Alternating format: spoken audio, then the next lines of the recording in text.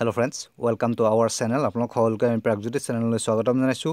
আমি ইতিমধ্যে অসমৰ এক্সামৰ ৰিলেটেড বহুকেইটা ইম্পৰ্টেণ্ট ভিডিঅ' আমাৰ চেনেলত আপলোড কৰিলোঁ। যদি আপোনালোকে ভিডিঅ'বিলাক চোৱা নাই তেতিয়াহ'লে আমাৰ চেনেলৰ প্লেলিষ্টত গৈ পেলাই আপোনালোকে ভিডিঅ'বিলাক চাব পাৰিব। আৰু যদি ভিডিঅ'বিলাক ভাল পায় তেতিয়াহ'লে আমাৰ চেনেলটো ছাবস্ক্ৰাইব কৰি ল'ব, কাৰণ আগলৈও কিছুমান গুৰুত্বপূৰ্ণ ভিডিঅ' আপোনালোকে আমাৰ চেনেলত পাই থাকিব। আজি আমি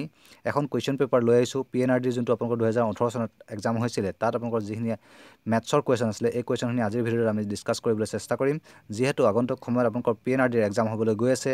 BDO, PNRDৰ জুনিয়ৰ এছিষ্টেণ্ট আৰু লগতে আৰু কেইবাটাও এক্সাম PNRDৰ ৰিলেটেড হ'বলৈ গৈ আছে। চ' আপোনালোকৰ এই এক্সামবিলাকত কেনেকুৱা ধৰণৰ কুৱেশ্যন আহিব তাৰ এটা আৰ্হি আপোনালোকে আজিৰ ভিডিঅ'ত আপোনালোকে জানিবলৈ পাব। ঠিক আছে, আহক আজিৰ ভিডিঅ'টো আমি ষ্টাৰ্ট কৰোঁ।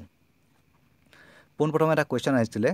What will be the percentage of increase in salary from 4,000 to 4,600। মানে কি কৈছে আপোনাক যে 4,600 টকা, মানে 4,000 টকা এটা চেলাৰী কিমান হৈছে কৈছে 4,600 টকা হৈছে। চ' আপোনালোকৰ কিমান ইনক্ৰিজ হৈছে,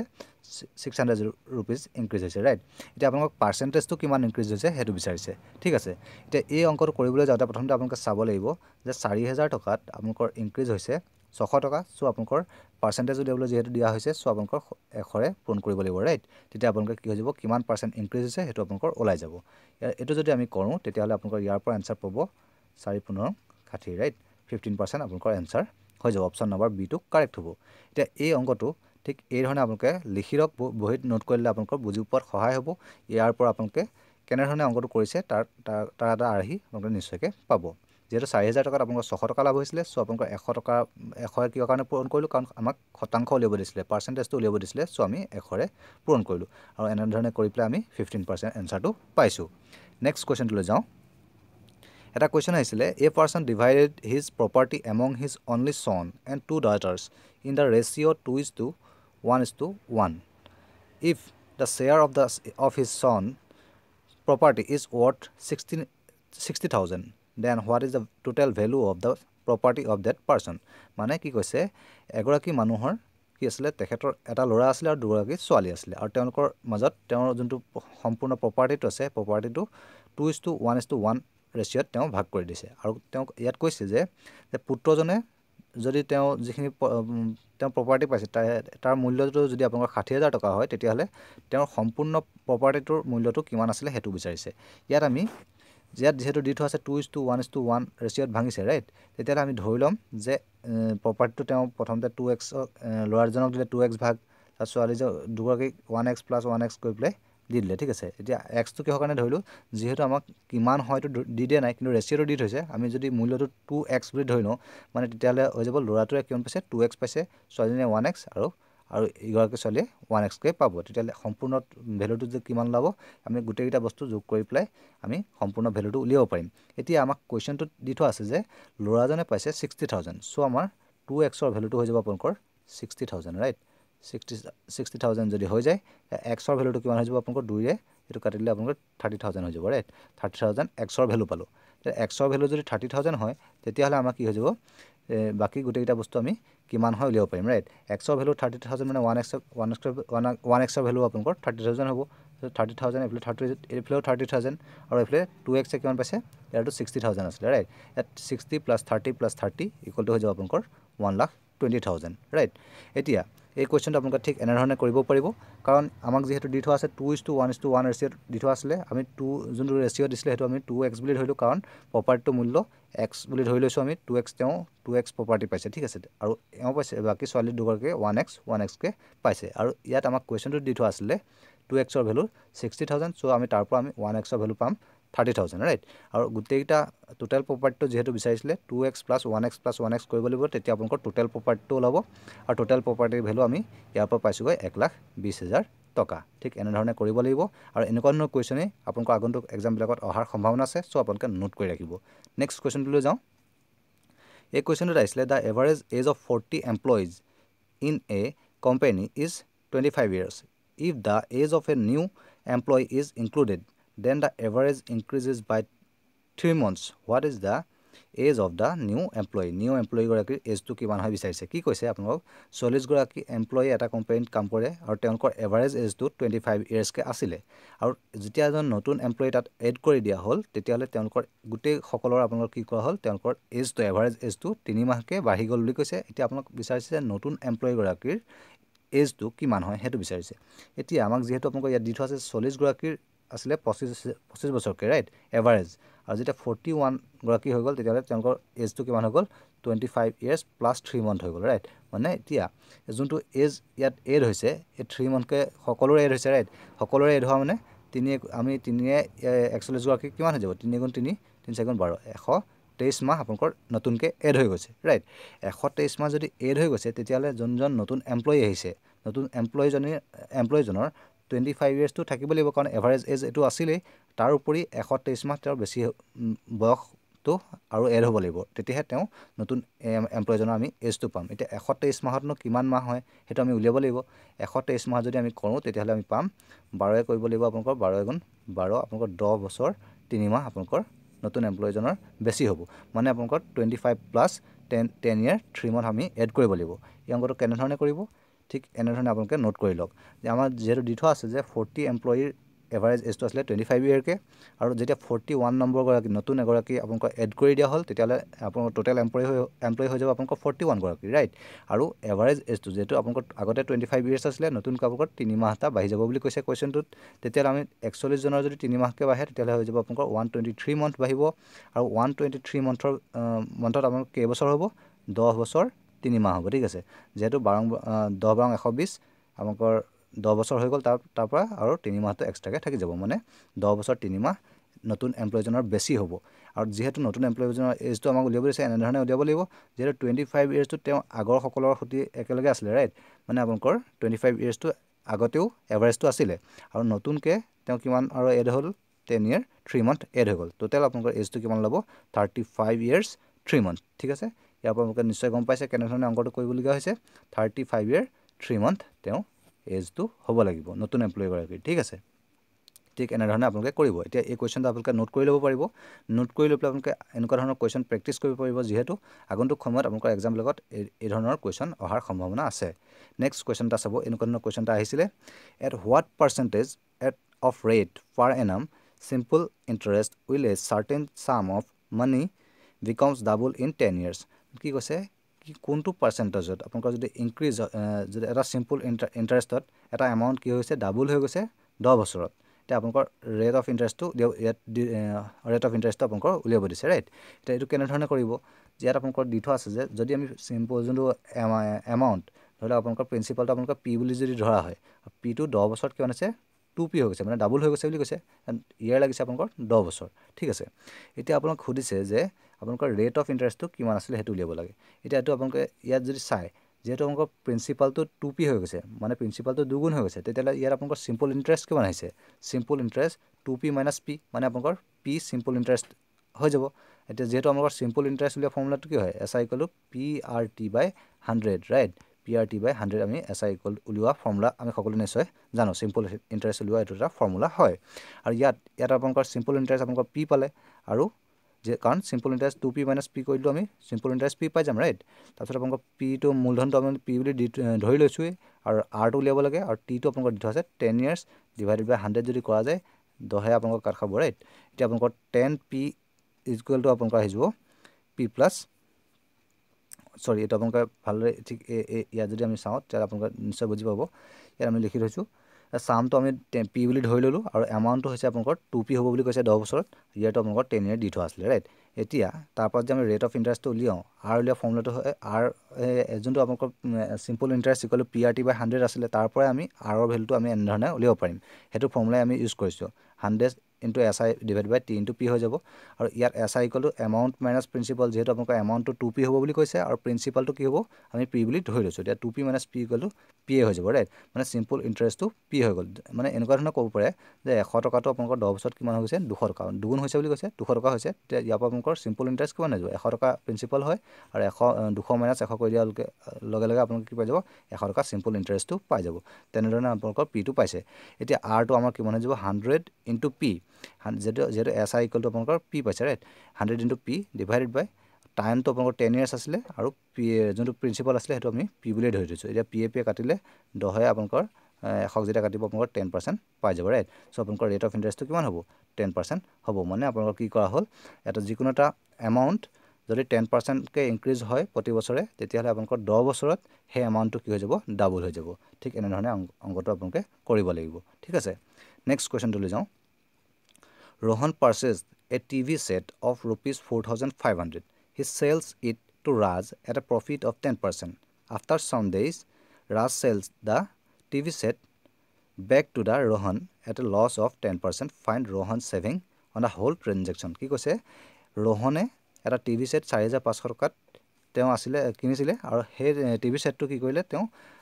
আপোনালোকৰ 10% লাভ কৰি পেলাই ৰাজক বিকি দিলে আৰু কেইদিনমানৰ পাছত কি কৈছে ৰাজে সেই টিভি সেটটো আকৌ বেক Rohanক বিকি দিলে আপোনালোকৰ 10% লছ কৰি দিলে এতিয়া আপোনাক সুধিছে যে টোটাল ট্ৰানজাকচনটোত Rohanৰ কিমান টকা সেভিং হ'ল এতিয়া আপোনালোকৰ ধৰি লওক এতিয়া আমাক এটা যে আমি এনেকুৱা ধৰণে ধৰি লওক 100 টকা এটা বস্তু আছিল এটো তেওঁ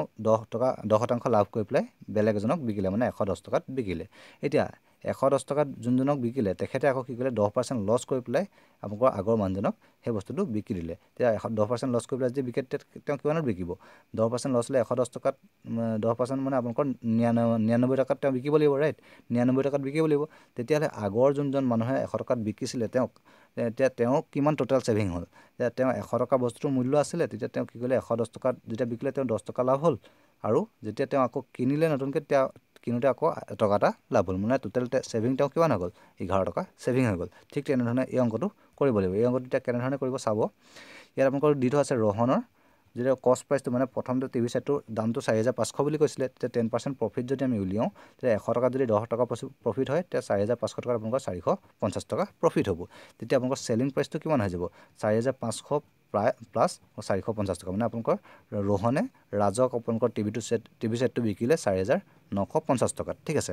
আৰু ৰাজে যেতিয়া আপোনালোকৰ টিভি সেটটো কিনি ললে তেওঁ আকৌ যেতিয়া Rohanক বিকিব তেতিয়া Rohanক বিকাৰ সময়ত তেওঁ কষ্ট প্ৰাইস কিমান পৰি আছে টিভিটোত আপোনালোকৰ কষ্ট প্ৰাইস পৰি আছে আপোনালোকৰ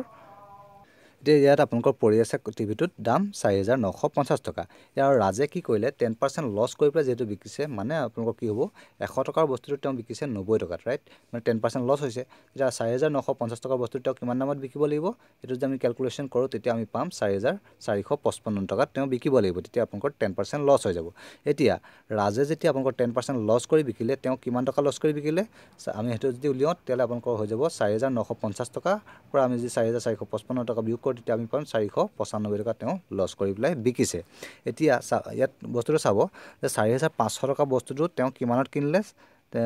আপোনালোকৰ Rohanে আকৌ কিনলে 4455 টকাত তেওঁৰ টোটাল লাভ কিমান হৈ যাব তেওঁৰ টোটাল লাভ হৈ যাব আপোনালোকৰ 495 টকাত আগৰবাৰ তেওঁ 500 টকা লাভ হৈছিলে পিছৰবাৰ তেওঁ কিমান লাভ হ'ল 45 টকা লাভ হ'ল মানে 4500 পৰা আপোনালোকৰ 4455 টকাত যেহেতু কিনছে তেওঁ 45 টকাত ইয়াত ৰেহাই পাই পেলাই বস্তুটো কিনিছে ৰাইট এটা বাকি পইচাটো টিভিটোত কমাই থাকিব আৰু তেওঁ টোটাল সেভিং কিমান হৈ যাব যেহেতু ট্ৰানজাকচনটো তেওঁ প্ৰথমবাৰ আপোনালোকৰ 450 টকা লাভ হ'ল পিছৰবাৰ 45 টকা টোটাল আপোনালোকৰ হৈ যাব 495 টকা ঠিক আছে ঠিক এনে ধৰণে আপোনালোকে কৰিব লাগিব আৰু এই অংকটো ভালদৰে আপোনালোকে নোট কৰি লওক তেতিয়ালে আপোনালোকৰ বুজি পোৱাত সহায় হ'ব লগতে এই ভিডিওটো অকমান দীঘল হ'ব পাৰে কাৰণ আমি গুটেকিটা কোৱেশ্চন ইয়াত কভাৰ কৰিবলৈ চেষ্টা কৰিছো আপোনালোকে শেষলৈকে চাই থাকিবলৈ নাপাহৰিব আৰু ভিডিওত যিটা আমি কোৱেশ্চন দিছো এই কোৱেশ্চন বিলাক আপোনালোকে নোট কৰি ৰাখক আগন্তুক এক্সামৰ কাৰণে আপোনালোকৰ প্ৰিপাৰেচনত সুবিধাজনক হ'ব নেক্সট কোৱেশ্চনটো চাব A distance of 355 meter can be covered by Rohan in 1 minute 15 seconds. If he has to cover 1065 meter, then how much time will he take? কি কৈছে আপোনালোকৰ Rohanে 355 মিটাৰ কভাৰ কৰে 1 মিনিট 15 সেকেন্ড 1 মিনিট 15 সেকেন্ড মানে কিমান 1 মিনিটত আপোনালোকৰ 60 second right আৰু 15 second total মিলাই পেলাই আপোনালোকৰ 75 সেকেন্ড হৈ যাব ৰাইট তেওঁ মানে 75 সেকেন্ডত 355 মিটাৰ কভাৰ কৰে আপোনাক বিচাৰিছে যে তেওঁ 1065 মিটাৰ এটা এৰিয়া কিমান সময়ত তেওঁ কভাৰ কৰিব ৰানিং কৰি প্লে হেতু বিচাৰিছে এতিয়া হেতু আমি যদি কৰিবলৈ যাওঁ তেল ঠিক এন ধৰণে কৰিব লাগিব যেহেতু আপোনাক কোৱেশ্চনটোত কৈ দিয়া আছে 355 মিটাৰ আপোনাক 1 মিনিট 15 সেকেন্ডত কভাৰ কৰে মানে 75 সেকেন্ডত কভাৰ কৰে সো 1 সেকেন্ডত তেওঁ কিমান মিটাৰ কভাৰ কৰে হেতু যদি আমি উলিয়াবলৈ যাওঁ আপোনাক 75 সেকেন্ডত আপোনাক যায় 355 মিটাৰ আৰু 1 সেকেন্ডত যাব আপোনাক 71 বাই এটো আমি ক্যালকুলেশনটো কৰিলো 70 আপোনাক ওলাই যাব 71/15 মিটাৰ ঠিক আছে আৰু এতিয়া আপোনাক Rohanে কি কৈছে 1065 মিটাৰ তেওঁ কিমান সেকেন্ডত কভাৰ কৰিব হেতু উলিয়াব লাগিব আৰু Rohanে কি কৰে আপোনাক 71/15 15 মিটাৰ তেওঁ কভাৰ কৰে 1 ছেকেণ্ডত মানে 1 ছেকেণ্ডত তেওঁ 71/15 মিটাৰ যায় তেতিয়া 1065 মিটাৰ তেওঁ কিমানত যাব সেইটো আমি এনেকৈ মাল্টিপ্লিকেশ্যন কৰিব লাগিব এতিয়া আমি যেহেতু তলত আছিলে তলত ভগ্নাংশ হৈছিলে ওপৰলৈ লৈ যোৱাৰ লগে লগে আপোনালোকে সেইটো উল্টা কৰি পেলাই আপোনালোকে পাতিব পাৰিব যেহেতু ডিভাইড হৈ আছিলে ৰাইট এইটো কৰি দিয়াৰ লগে লগে আপোনালোকৰ 15/71 হৈ যাব ইনটু 1065 এইটো যদি আমি কেলকুলেশ্যনটো কৰোঁ তেতিয়াহ'লে আপোনালোকে পাই যাব 71ক এবাৰ কাটি দিলোঁ আৰু ইফালে হৈ যাব আপোনালোকৰ 15 কাটি দিলে 71ক আপোনালোকৰ হৈ যাব 1065 তাৰ পৰা আপোনালোকে 15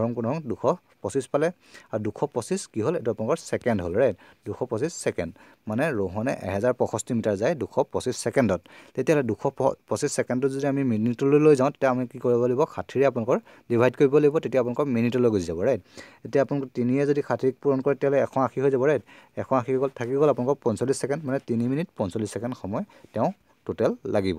এই 1065 মিটাৰ তেওঁ ৰান কৰিবৰ কাৰণে 3 মিনিট 45 ছেকেণ্ড লাগিব ইয়াৰ আনসাৰটো হৈ যাব আপোনালোকৰ 3 minute 45 second next কুৱেশ্যনটো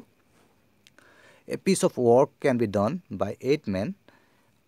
or 12 boys in 20 days. How long will it be taken by 6 men and 6 boys to complete the whole work? কি কৈছে এজন মানুহে আৰু এটা ল'ৰাই বা 8জন মানুহে আৰু 8টা ল'ৰাই এটা কাম আপোনালোকে কৰে 20 দিনত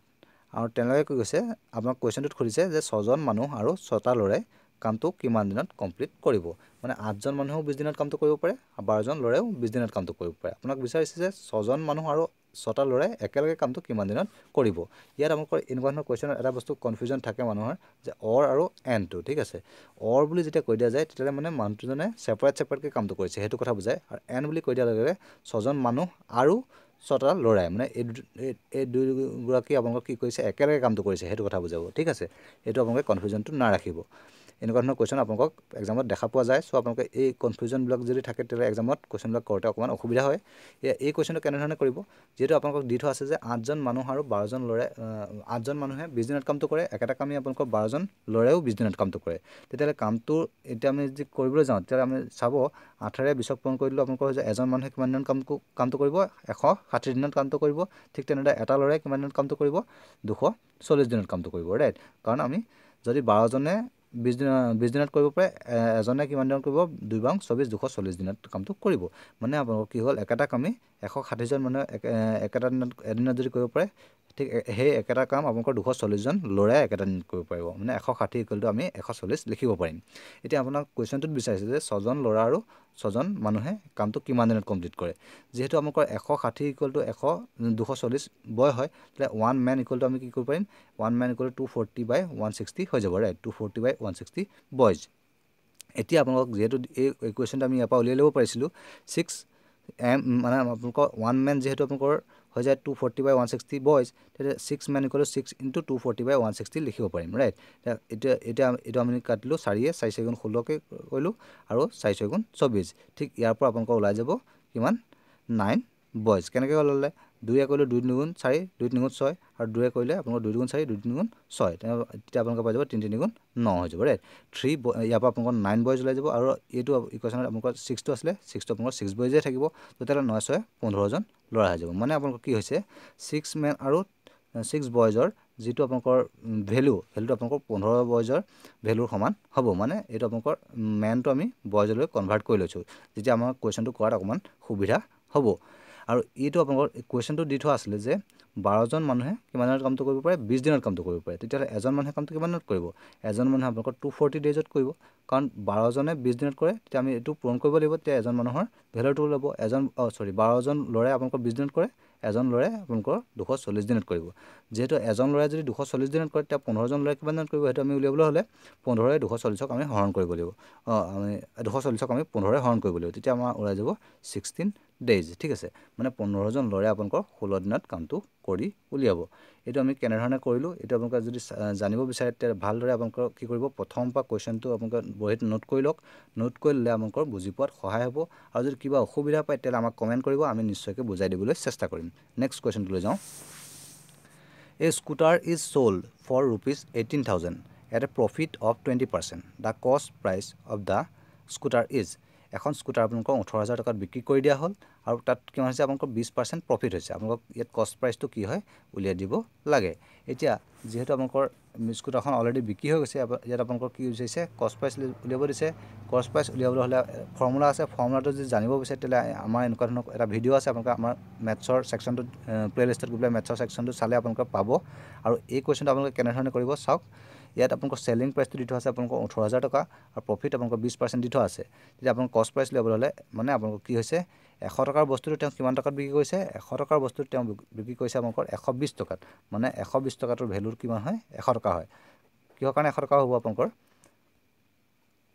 120 টকাৰ ভেলুটো কিহৰ কাৰণে 100 টকা হ'ব কাৰণটো হৈছে আপোনালোকৰ যে প্ৰফিট 20% হৈছে ৰাইট মানে আপোনালোকৰ যেহেতু আপোনালোকৰ চেলিং প্ৰাইচটো দি থোৱা আছে 18,000 আমি ইয়াত কষ্ট প্ৰাইচ ল'ব লাগিব মানে 120 টকাৰ কষ্ট প্ৰাইচ হৈছে আপোনালোকৰ 100 টকা তেতিয়া আপোনালোকৰ 18,000 টকাটোৰ কষ্ট প্ৰাইচটো কিমান হ'ব তাৰ পৰা যদি উলিয়াবলৈ যাওঁ আমি আমি শূন্য কাটিলোঁ 12 আপোনালোকৰ এবাৰ গ'ল 12 15 180 হয় আৰু এইফালে শূন্যটো ওপৰলৈ গুচি যাব আৰু 100 আমি যদি আমি 150ক পূৰণ কৰোঁ তেতিয়া আমি পাই যাম 15,000 টকা এইটো কেলকুলেশ্যন জাষ্ট কৰিব লাগে ইয়াত আপোনালোক জাষ্ট কনফিউজন থাকিব পাৰে কিছুমান ছাত্ৰ ছাত্ৰী এইটো কেনেধৰণে কৰিব লাগিব আপোনালোকে এইটো চাই ল'ব যেহেতু আপোনালোকৰ প্ৰফিটটো 20% দি থোৱা হৈছে মানে 100 টকাৰ বস্তুটো আপোনালোকে বিক্ৰী কৰিছে 120 টকাত মানে আপোনালোকৰ 120 টকা যোনটো বস্তুটো বিক্ৰী কৰা মূল্য তাৰ আপোনালোকৰ সেই বস্তুটোৰ অৰিজিনেল প্ৰাইচটো কিমান হয় 100 টকা সেইটো কাৰণে আমি ইয়াত এনেধৰণে লিখিছোঁ 120 টকাৰ অৰিজিনেল প্ৰাইচটো কি হৈছে 100 টকা হৈছে আৰু আপোনালোকৰ 18,000 টকাটোৰ অৰিজিনেল প্ৰাইচটো আমি উলিয়াইছোঁ তেতিয়াহ'লে আপোনালোকৰ কষ্ট প্ৰাইচটো তেনেধৰণে ওলাব ঠিক আছে এইটো আপোনালোকৰ ফৰ্মুলা লগাই পেলাইও কৰিব পাৰে সেই ফৰ্মুলাটো যদি জানিব বিচাৰে তেতিয়াহ'লে আমাৰ আমালোকৰ যোনটো মেথছৰ প্লেলিষ্ট আছে তাত আপোনালোকৰ প্ৰফিট লছৰ আমি কুৱেশ্যন কৰি থৈছোঁ তাত আপোনালোকে চাব পাৰিব ঠিক আছে নেক্সট কুৱেশ্যনটোলৈ যাওঁ A and B can do a work in 12 days and 24 days respectively. They work together for 4 days, but after 4 days B left. How long will it be taken by A to complete the remaining work? A আৰু B কি কৈছে এটা কাম আপোনালোকক কি কৰে 12 দিনৰ আৰু 24 দিনত কৰিব পাৰে আৰু কি কৈছে দে ৱৰ্ক টুগেডাৰ সিহঁতে একেলগে কামটো কৰিছে 4 দিনৰ কাৰণে আৰু 4 দিনৰ পিছত বি কামটো এৰি পেলাই গুচি গ'ল এতিয়া আপোনাক সুধিছে এ কামটো কিমান দিনত কমপ্লিট কৰিব এই অংকটো আপোনালোকে কেনেধৰণে কৰিব চাব এ কামটো কৰে বুলি কৈছে 12 দিনত বি আপোনালোকৰ 24 দিনত কৰে বুলি কৈছে তে এ 12 দিনত যদি গোটেই কামটো কৰে তেতিয়া এ এদিনত কিমান কৰিব এ এদিনত 12 ভাগৰ এভাগ কৰিব ঠিক তেনেদৰে বি এদিনত আপোনালোকৰ 24 ভাগৰ এভাগ কৰিব আৰু 4 দিনত যেহেতু তেওঁলোকে একেলগে কামটো কৰে বুলি কৈছে তেতিয়াহ'লে 4 দিনত হৈ যাব আপোনালোকৰ এদিনত কৰিব আপোনালোকৰ 1/12 কে এ আৰু বি এ কৰিব 1/24 কে তেতিয়া 4 দিনত আপোনালোকৰ এইটো যোগ কৰি পেলাই আমি 4 এ পূৰণ কৰিলোঁ ঠিক তেনেদৰে বাকী ৰিমেইনিং কামটো বি এ যেহেতু কামটো এৰি থৈ গুচি যায় অকল এ কৰিব লাগিব এ এদিনত কাম কৰে 1/12 কৰে আৰু ৰিমেইনিং কামটো আমাক যেহেতু উলিয়াব দিছে আমি গম নাপাওঁ কিমান দিন হয় চ' আমি এক্স বুলি ধৰি লৈছোঁ আৰু টোটেল কামটো ইকুৱেল টু 1 হয় কাৰণ টোটেল কামটো 1 হয় ৰাইট এতিয়া আমি এইটো কেলকুলেশ্যন কৰিলোঁ 12 আৰু 24 লসাগু ল'লোঁ আমি 24 পালোঁ আৰু ইয়াতো আপোনালোকক কেলকুলেট কৰি পেলাই ওপৰত 3 থাকিব কেনেকৈ 3 পালে যিসকলে আপোনালোকৰ ভগ্নাংশৰ কুৱেশ্যন কৰিব নাজানে তেওঁলোকৰ কাৰণে সুবিধাজনক হোৱাকৈ আমি কৰি দিছোঁ 24 তলত লসাগু পালে আৰু যিহেতু 12 আপোনালোকৰ 24ক দুবাৰ যায় তো 2 এগুণ 2 হৈ যাব ওপৰত আপোনালোকৰ আৰু 24 এবাৰেই যাব আৰু ওপৰত 1 হৈ যাব তেতিয়া 3/24 পাব ৰাইট 3/24 হ'ব এতিয়া আমি 3/24 এডালত পাতিলোঁ আৰু 4 4 গুণ 24 হ'ল আৰু 3 3 দুগুণ 6 মানে 1/2 হৈ যাব ঠিক আছে এডালত 1/2 পাই গ'লোঁ আৰু এইটো x/12 সকলোৱে নিশ্চয় বুজি পাইছে আৰু ইয়াৰ পৰা আমি 2 আৰু 12ৰ লসাগু লৈছোঁ 12 পালোঁ আৰু 2 যেহেতু 6 বাৰ যায় 12ক আপোনালোকৰ ওপৰত আহি যাব 6 গুণ 6 আৰু এক্সটো ওপৰত এইটো চাইডে থাকি যাব 12 এবাৰ যায় কাৰণে 1 × x মানে 1x হৈ যাব ইকুৱেল টু আপোনালোকৰ 1 আছে ইয়াৰ পৰা আমি কেলকুলেশ্যন কৰিলোঁ এক্সৰ ভেলুটো কি হৈ যাব আপোনালোকৰ 6 + x ইকুৱেল টু হৈ যাব আপোনালোকৰ 6 + x ইকুৱেল টু হৈ যাব আপোনালোকৰ 12 ৰাইট এক্সৰ ভেলুটো হৈ যাব আপোনালোকৰ 12 - 6 ইকুৱেল টু আপোনালোকৰ 6 ওলাব ৰাইট ঠিক তেনেধৰণে আমি কৰিছোঁ মানে বাকী ৰিমেইনিং কামটো এ কিমান দিনত কৰি দিলে 6 দিনত কামটো কমপ্লিট কৰি দিব ঠিক আছে ঠিক এনেধৰণে আপোনালোকে কৰিব লাগিব নেক্সট কুৱেশ্যনটোলৈ আগ্ৰহওঁ এইটো আপোনালোকৰ চিম্পল ইণ্টাৰেষ্টৰ এটা কুৱেশ্যন আছিলে the simple interest on ₹12,000 for 3.5 years at an interest of 8% per annum is simple interest উলিয়াব দিছে আপোনালোকৰ 12,000 টকাৰ 3.5 বছৰৰ কাৰণে 8% আপোনালোকৰ হাৰত আপোনালোকৰ এইটো আপোনালোকৰ কিমান চিম্পল ইণ্টাৰেষ্ট হ'ব সেইটো উলিয়াব লাগিব এতিয়া ইয়াত আপোনালোকৰ যে 3.5 ইয়াৰ যেটো দি থৈছে সেইটো আমি কৰি লৈছো আপোনালোকৰ মিশ্ৰ ভগ্নাংশটো আপোনালোক সকলো নিশ্চয় গম পায় 2 × 6 6 × 7 মানে আপোনালোকৰ দুভাগৰ 7 বুলি আপোনালোকে পাতিব পাৰিব ইয়াৰটো